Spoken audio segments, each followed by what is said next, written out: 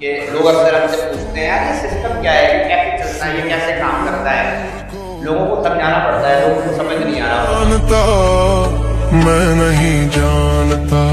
नुक्ता नजर के साथ विसाम जई शहर की एक और आवाज, लेकिन फिर भी शीशे कैफे बंद नहीं हो रहे। आखिरकार वो आवाज किसकी है और क्यों उठाई जा रही है? क्या कोई मामला है? हमारे साथ इस वक्त सीनियर और मारूफ जर्नलिस्ट अली रजा साहब मौजूद है। अली रजा भाई, क्या हो गया? क्या सेटिंग वेटिंग करवाना चाह रहे हैं? क्या है? शीशे के पीछे लग गया, कभी किसी के पीछे लग जाते हैं, कभी किसी के पीछे लग जाते हैं, क्या तरीकेकार है? विशाम बजाय मैं एक बात बोलना चाह रहा हूँ कि लोग अक्सर हमसे पूछते हैं यार ये सिस्टम क्या है, ये कैसे चलता है, ये कैसे काम करता है।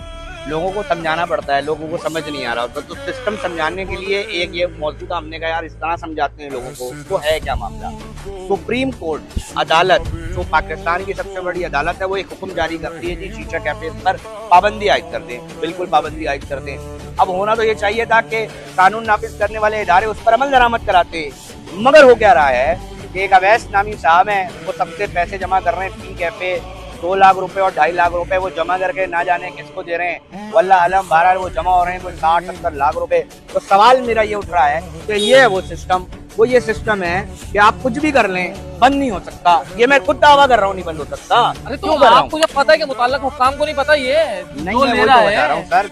सिस्टम को कहते क्यों है? सिस्टम को यही तो नाम है कि सिस्टम के बाद लोग क्यों जाते हैं, कहते हैं जो कराना है इस शहर के अंदर करा लो। ये बिल्कुल मामूली सी बात बता रहा हूँ। तो जो वफाक में बैठे लोग हैं, जो इस्लामाबाद में बैठे लोग हैं, जो बड़े बड़े अफसरान हैं, वो इसी से अंदाजा लगाने के अदालती हुक्म पर पाबंदी पर कोई फैसला नहीं हो रहा। सुनो, मैंने एक लेटर लिखा, मैंने तमाम पुलिस अफसरान को खत लिख दिए, मैंने कमिश्नर साहब को भी खत लिख दिया, मैंने कंसर्न ऑफिसर्स को भी खत लिख दिया। मैंने उसमें कुछ और नहीं बोला, मैंने कहा सर मुझे बताएं। अच्छा, बात यह है कि लोग कह रहे हैं यार अक्सर ये साहब इसकी खबर चलाते हैं। अगर वो किसी को स्पेसिफिक होकर बताए ना कि यार ये नाम लेके, समझ में आता। हम तो पूरे कराची के अंदर चला रहे हैं और कह रहे हैं कि जी अदालत देखें अगर हुक्म पर, उसी के हुक्म पर, कानून की औकात क्या है? मैं ये सवाल कर रहा हूँ कि अगर उसी के हुक्म पर अमलदारी नहीं हो रही तो बहुत बड़ा सवाल है। फिर जो कितने सारे फैसले हो रहे हैं वो कहाँ जाकर खड़े हो रहे हैं, कितना बड़ा सवाल है विशाम।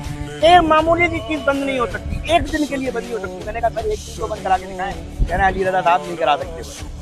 ये पुलिस के SHO कह रहे हैं, आप मेरी बात समझे यार। वो कह रहे हैं अली रजा भाई हमें माफ कर दो यार, खुदा की कसम।